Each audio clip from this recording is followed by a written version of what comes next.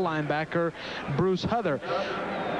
Even though it was stopped there, it looked like he had an opportunity to get around to the left side. Here are the first quarter stats. Oakland 5 first downs, Denver none. Oakland with the 10-yard advantage in rushing, a 92-yard advantage in passing. It's just not an impressive stats for this time of year for two veteran teams. And you look at the great advantage in yards for the Oakland Invaders, and you look at the scoreboard, and it's still 0-0. Two big interceptions thrown by Fred Basana in the first quarter, one of them in the end zone. Here's the punt from Stan Talley, and this one will go through the end zone, clear through the end zone, and almost cleared the back. 13 minutes and 20 seconds to go in the half. Oakland and Denver are 0-0. Denver will take over at their own 20-yard line when we return from Mile High Stadium in Denver, Colorado. The Oakland Invaders, the Denver Gold. First play back, and Harry Sidney takes it about 8 yards, 7 yards up to the 27, and he took the handoff from the new quarterback for Denver in the ball game, Craig Penrose. Penrose, the former San Diego State, led the nation in passing when he was in college at San Diego State. They're going to the line of scrimmage without a huddle. I think you're going to see the tempo change here tremendously. Craig is a veteran quarterback. They're vulnerable over the middle. I think you'll see him start hitting hooks in around the 15-yard area over the middle. Harry Sidney got that pass and only gained about 5 yards, but it's good enough for a first down. And certainly the crowd here picked up a little bit when Craig Penrose came in the ball game, but it was pretty obvious that Ken Hobart didn't have it and wasn't about to find it tonight. Well, anytime that you face that, sometimes a change of pace is good. Craig seems confident in what he wants to do right here. If their coaches and staff has passed on, they have been, the Invaders been a little vulnerable over the middle, so we'll see if the veteran can pick it up. This time, Harry Sidney takes it again, gains about 1. Just barely 1. Monty Bennett in on the stop for the Invaders. With about 12 minutes to go in the half of a game that has had one real scoring chance. The Invaders, in the first minute of the ball game, first 2 minutes of the ball game, had a long pass, went inside the 5, had a first and goal inside the 5, and 3 plays later, Fred Basana threw an interception of a tipped pass. David Martin pulled it down, and that's as close as we've come to putting anything on the scoreboard. Here's the 2nd and 9 play. A big rush. It's a screen, and it was forced. There wasn't anybody out there. Yarno was the only man standing there. Dave Browning helped put the pressure on Craig Penrose. Harry Sidney got wrapped up in a line of scrimmage. Otherwise, if he got out to get into the screen, it was wide open. I think we're going to see that call again later on in the game. 3rd down and 9 now at the 33. So both teams put in their units for the pass. Penrose will set up in the shotgun. Invaders have their 6 defensive backs in the game. Let's see if they can continue to hold.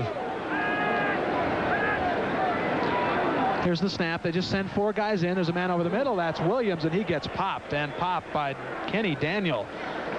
That one gained just a few yards, not nearly enough for a first down. It's up to the 37-yard line. Here's the defensive replay. If this ball was caught, it still is not going to get a first down. Good defensive hit right there. Just the way tackles should be. Right behind the shoulder pads and put the receiver right on the ground. Kenny Daniel, one of the young men in the USFL who has already signed a contract to go play in the NFL. Daniel signed on with the New York Giants. Here's the punt by Brian Spielman. And kicked it off to the left side. So he wants to keep it inside the 20, but he really didn't have to kick it off to the left. I'm not certain it was intended to be that way. Okay, like it come off the side of his foot. It like to made the receiver feel it downfield. So the Invaders will set up shop at the 17-yard line on a 1st down and 10 play. Just inside 11 minutes to go here in the first half.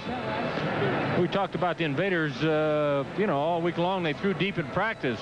The coaches said that they would be throwing the ball deep. They started the game on an opening play-action pass. They had one picked off, and we haven't seen it since. We'll be back with more from Mile High Stadium right after about the screen pass. It looked like they were. If I know an old quarterback, want to know why, because it was really set up. Sure, Penrose will come back to it. It's the Invaders' turn to see what they can do with the football. 1st and 10 at the 17. Inside play to Tom Newton. He might have gotten a couple out of it up to the 19. Most of the people on the inside making the tackle for Denver. Dave Stalls. The goal to set a Tennessee right here. They're giving man-to-man coverage on first down, and the Invaders are going to have to take advantage of that. That's like licking your chops. They're going to have to throw their outside receivers. Of course, that's an old ex-quarterback stuff we were talking, but anytime you see man-to-man and one-on-one, you just got to be able to sit back and throw the ball. Go maximum protection, even block your tight end both backs and throw to your outside receivers. Ladies and gentlemen, Darryl LaMonica has this game all figured out. Second down and 8 from the 19. Al Hill again in motion. This one they fake. Bassano wants to throw off to the right.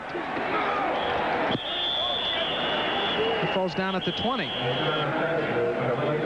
Arthur Whittington was the receiver on the play. We have a flag in the backfield. Not sure what it is. Looks like a holding call against the Invaders, so that'll send them back quite a ways. Those are just errors that just really hurt an offensive team. You know, you get thrown, you're back up against the wall, you make a mistake down here now, you're almost assured of giving up points. Right now, Denver's defensive people are discussing it with the officials. And I believe they got to take the 10 yards, don't they? No, no doubt about it. You got to take the 10 yards right here. Yeah, and that's exactly what they're doing. So it'll be second down and a whole bunch at the 10-yard line. About second down and 17.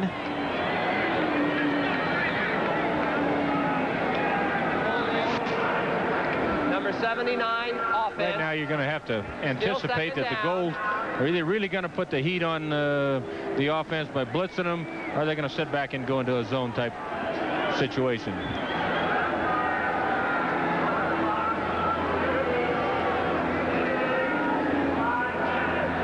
Be my guess right here that Craig's going to have to make something happen. You know, sometimes that your offense is a little bogged down. You've got to try to pick it up, and you know, you win it with defense sometimes. They've got to come up with a big play.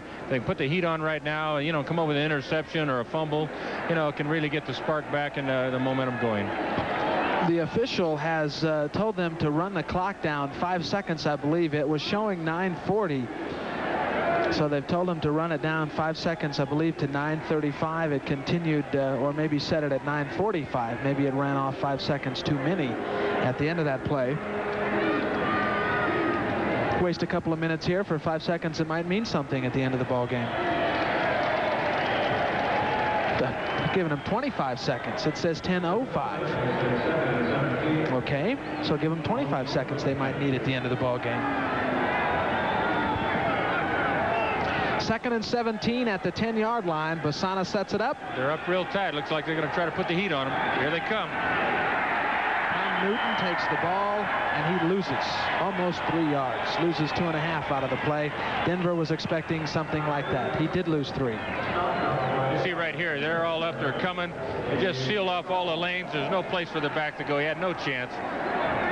Dave Stalls is playing in what may be his last professional football game, and I guess he figures he might as well make it a good one. He's an excellent football player. I think he's going and become a veterinarian, I believe. Mm-hmm. He played with Tampa Bay last year, joined the the LA Raiders in their drive for their championship last year. 9:26 to go, third down and 20, and it's a running play, and Whittington doesn't get much at all.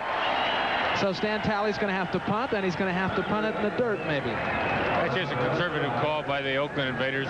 You see right here, they're just going to run the sweep. If they can find a seam, fine. If not, they want to be able to punt the ball and get out of trouble. The offense, you know, they've already had 2 balls picked off, and pretty conservative call, but you know, when you're punting to a team that's leading the league with better than 13-point average here, they're one of the best punt return teams in the league. Martin's already picked off 2 Fred Bassano passes, and now he's set up around the 45. As Darryl mentioned, he averages almost 14 yards a return.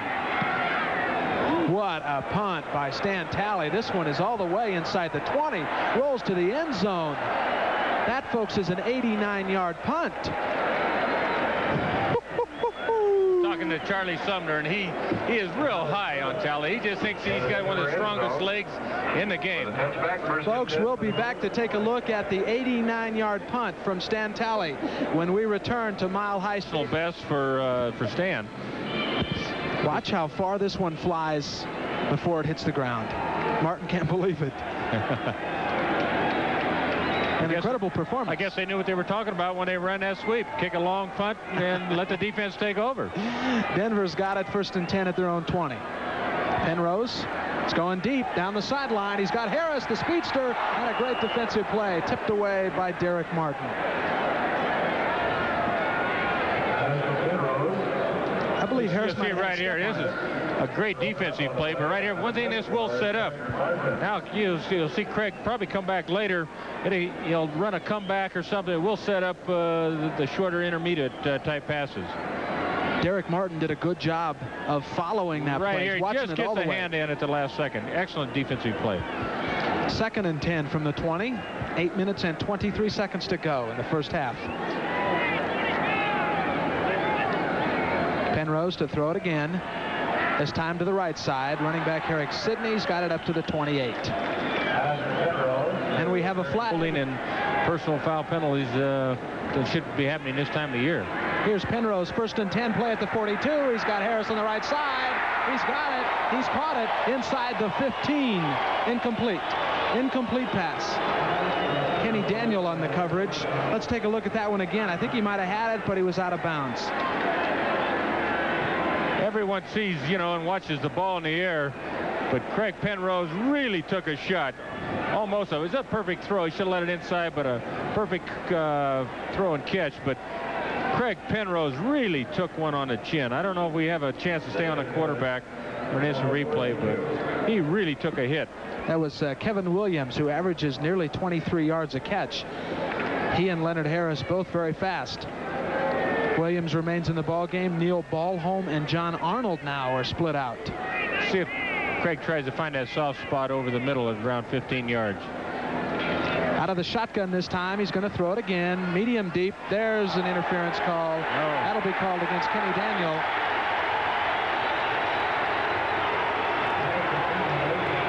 John Arnold, the intended receiver on the play. Kenny Daniel is complaining that he was going for the ball just as Arnold was. I agree. I think you'll see here on instant replay, he anticipated it very well. Tried to cut in front right here for the interception. I really don't agree with the call. Tough one. It was for him because he saw the ball coming. He thought he could get him an interception. They collided.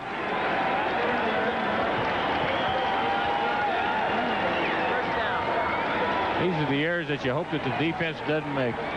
You are watching Invader Football on KICU in San Jose. And you're watching the Denver Gold with a 1st down and 10 at the Invaders 42. So Craig Penrose has made things happen as he's come into the ball game with the little help from Kenny Daniel and Frank Duncan on a personal foul call.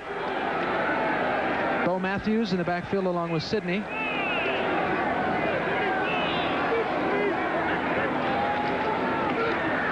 Sidney takes it from the eye, gets a nice block. He's got to break up the middle, and he might go, folks. He will. Kenny Daniel won't catch him, and neither will Derek Martin. A 43-yard touchdown run for Harry Sidney. And it's 7 minutes and 49 seconds of the second quarter. The Denver right here has a 6-0 lead. John, right here, an instant replay makes a real great cut right there. Missed tackle there. And he just is off to the races right here. But I think what set that play up, he threw those 2 deep passes. The defensive secondary was playing way off. Allows the runner to cut back against the grain and pick up big yardage. You noticed on the last play that Kevin Williams on the sideline beat Kenny Daniel down the sideline. Daniel and Martin both get outrun, although Martin took a nice angle to it, just didn't have enough real estate to catch up to him. Harry Sidney, the former running back, was a quarterback at Kansas as well. He is the Gold's leading rusher. Gained over 900 yards now, and every yard that he adds on is a Gold record for a season. Brian Spielman will come in to attempt the PAT. He hits it, and the Denver Gold has a lead. We have 7 minutes and 49 seconds to go in the first half. The Denver Gold hoping to get into the playoffs. Lead the Oakland Invaders. Stay up is the fact that, Penrose is thrown deep, both on the left side as well as the right side. This defensive secondary is loosened up. And if they can pop it back into the secondary, he'll have the ability to, to cut against the grain and pick up bigger yardage than normal.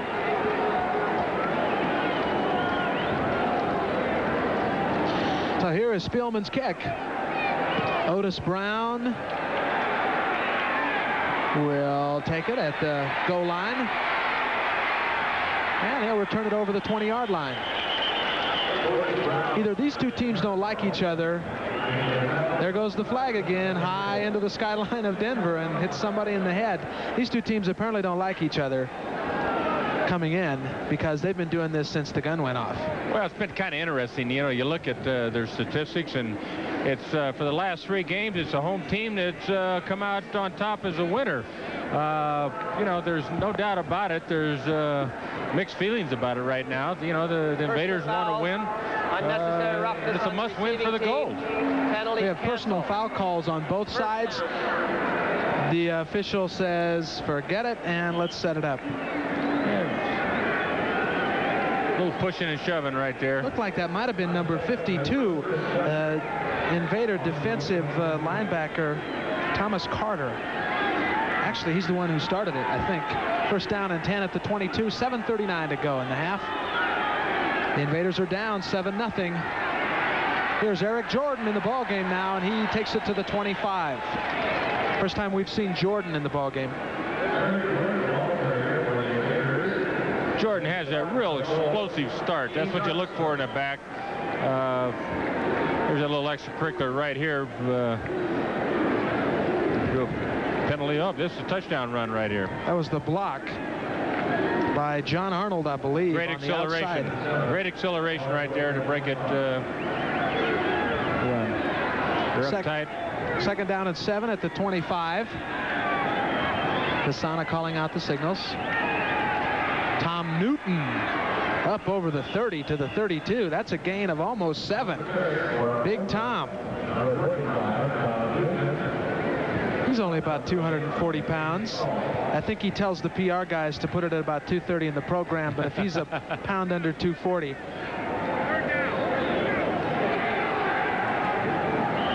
Having Jordan in a game, he's got such an explosive start. He's a game breaker and a threat at any time, and that's the key to running any of your sweeps or your traps. That back can get up there on the point of attack. He can pop it. Third down and 1 at the 31. So another big play for the Invaders. They've got both their tight ends, Williams and Gilbert, in the ball game. Jordan to the right side. He's going to have the first down. Runs over David Martin and gets up over the 35 to about the 37. So that's plenty. 6-yard gain. First down. You see right here as he starts on the sweep. He's just so quick. Watch the head fakes that he gives right here. Sets his blocking up. Sees that he's got the first down.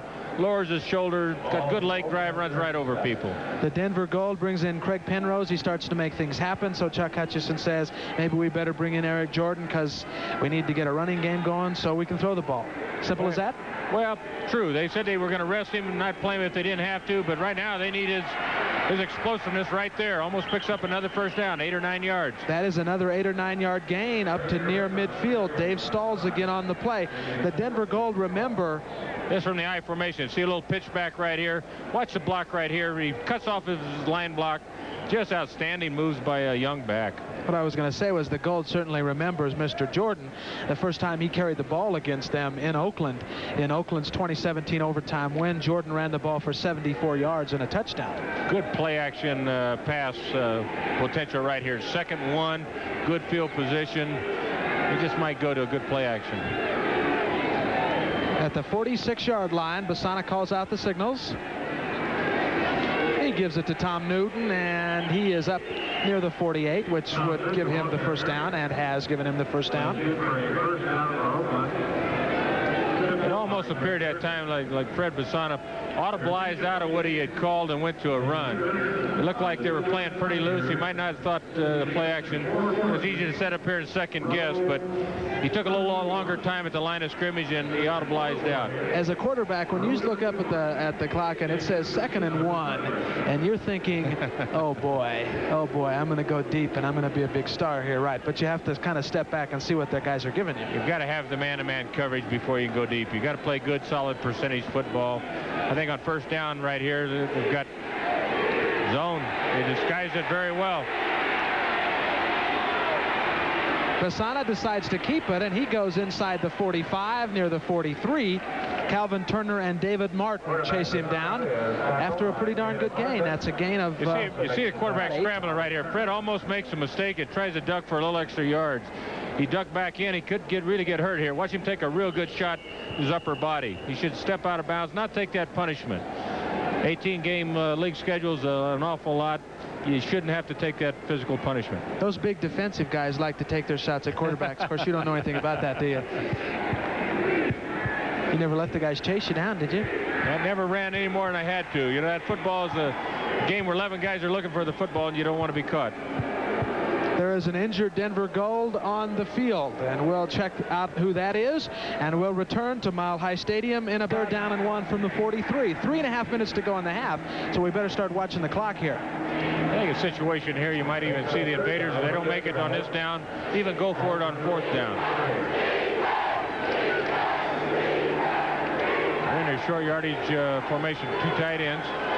Far formation. And he also has Tarosian in a slot to the right, so he's got a whole bunch of blockers in there, and he's going to throw it. He wants to throw it. He'll run it.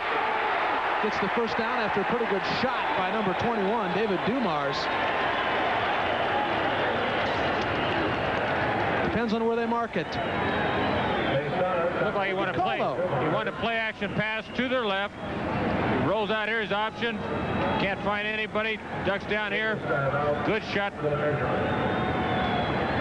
Dumars not only made the play on the tackle, but he also covered Ted Tarosian, so Bassana couldn't throw it to him at about the 40.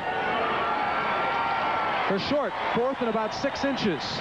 With 2 minutes and 58 seconds to go in the half, you're at the 42.5-yard line. What do you do, Coach? This is what gives coaches gray hair right now. But I think that, you know, the momentum of the game, they've got to go for it. They want to stay, you know, keep their momentum going here, have a chance to get a score before halftime. Looks like got an ankle on the last tackle.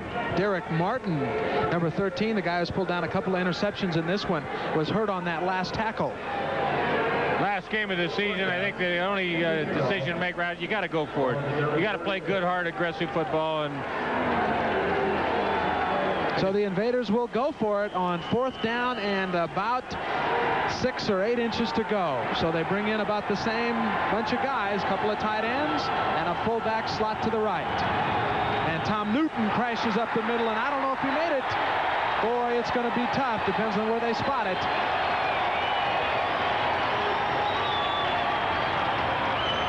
It didn't appear that they made it, John.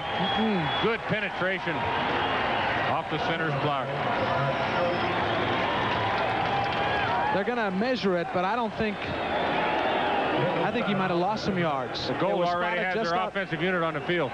It was spotted just outside the 42, or inside the 42 before that play. It is now spotted outside the 42. You can't lose yards and make a first down, sports fans. I don't even know why they're measuring it.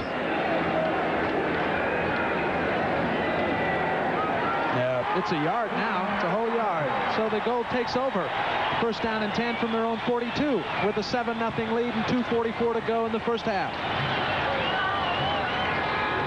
The Invaders had nothing to lose right there, John. They had to go for it. I think it was a good call. It's easy to set up here and second-guess the coach's decision or a quarterback's decision, but this time of the year, they have nothing to lose. I think they got to go for it. They got to get some points on the board.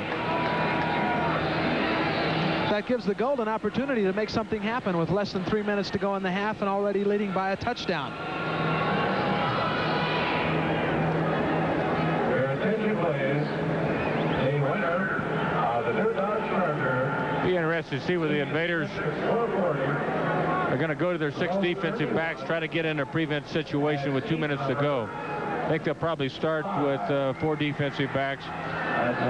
If they put 6 defensive backs out there, Denver's going to see that and throw up a couple of running plays. They've got plenty of time to score. Yeah.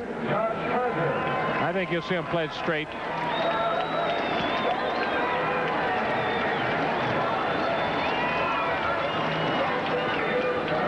Denver now again has an opportunity to get in the playoffs. 2 things have to happen. It is very simple. Denver has to win this ball game, and Arizona, playing at home against the LA Express, must lose to Los Angeles. Ball game to be played tomorrow night. Now Arizona's on a bit of a roll, even though they're playing the LA Express. Arizona's favored to win that ball game. I talked to Raymond Chester, and Raymond felt that Arizona is probably playing as good as football as they have all season right now, and he felt that they could beat the LA Express. But when you got an athlete like Steve Young, you have to be concerned. So at 2.5 to go, Denver takes over. Here's the 1st and 10 play. He's going to go deep down the left side to Kevin Williams. It's intercepted by Derek Martin. He's out of bounds inside the 10. So you go for the home run and you strike out. That is good percentage play. If they do take it off, they're back down on the 8 or 9 yard line. You see right here on the instant replay, the ball got away a little bit here on Craig. It looked like he didn't get a chance to turn it over. Just overthrew his receiver. Good defensive play. You get the feeling they kind of knew something was going to happen like that? Well, you know, you got the momentum going on your side. The defense just came right back out. They made a great defensive stand. You know, you should try to work the ball, at least pick up a couple first downs. You shouldn't try to pick it up all in one shot. If they make it as, you know, it's a big play, but now the defense is back out on the field, you know, and they got to start all over again. It's a little demoralizing from a defensive standpoint. On the other hand, the Invaders, down 7-0, have an opportunity to get back in it with 2:22 to go. Their first down play at the 9-yard line. That's a little bit of a draw inside play to Eric Jordan. Gets maybe 3 out of it. You know, John, from an ex-quarterback standpoint, I'd like to say that you win championships with offense, but you really don't. You win championships with defense. And I was talking to Charlie Sumner earlier in the week, and he said exactly that. You know, ratios right here. You got plus 14 to minus 6 on turnover ratios, and that could be misleading. I think that the Invaders have a plus 14 there, but they've made more than their share of errors tonight. But you know, on the other hand, too, and we were talking about this earlier, when you punt the ball 6 times a game, you might as well be giving it away on turnovers a couple of times, because it's the same difference. It means you're not moving the football real well when you're an average in 6-7 punts a game. Really isn't. But talking to Charlie Sumner, he's going to bolster up this defense. I think that the fans in Oakland can look forward to, you know, a solid defensive unit. He's going to bolster up the offense, and I think the Invaders 85 looks good for him. The Gold is called timeout here, and in first down plays, the Invaders had 5. The Gold had none at the end of the first quarter. Now the Invaders have 6, and the Gold have 5. So who has moved the ball in the second quarter, right? You got to. The only stat that really means anything is only time I ever had a person ask me the most obvious, did you win or lose? That's the only stat that really counts at the end of the ball game. I walked down and said how many passes you completed, how many yards that you had. What did Al Davis say to you all the time? His key statistic was how many interceptions I had. And if you keep your interceptions down, you know, you'll be in all the ball games. This is a 2nd and 8 play from the 11. 2:11 to go in the half. And again, they're going to run it. Eric Jordan to the left. He wants to get outside. Doesn't get outside. He's at the 10. Might have lost another yard there. Might have lost a yard. Dave Stahls again in on the play. Yeah, it appears to be a little conservative